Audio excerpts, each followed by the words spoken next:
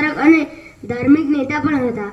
તેમણે આદિવાસી સમાજને અંધશ્રદ્ધા અને અન્ય વ્યસનોથી દૂર રહેવા તથા સંગઠિત થવાનો સંદેશ આપ્યો.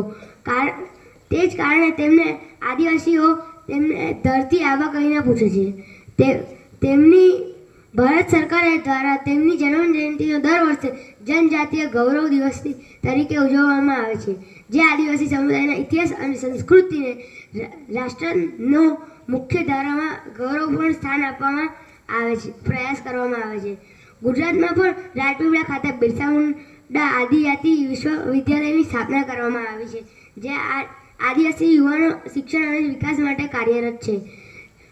આજના પવિત્ર દિવસે ચાલો આપણે સૌ ભગવાન બિરસા મુંડાના આદર્શોને યાદ કરીએ અને તેમને બતાવેલા માર્ગ પર ચાલીએ. સમાનતા અને ન્યાય પર આધારિત સમાજના નિર્માણ સંકલ્પબદ્ધ થઈએ. આજે હું તમને બિરસા મુંડા વિશે એક કવિતા સંભળાવવા માંગુ છું. ધરતી આબાની કહાની, સંગ્રામની એ અમરવાણી, વીર બિરસાની ગાથા, ગૌરવપૂર્ણ છે રાજધાની.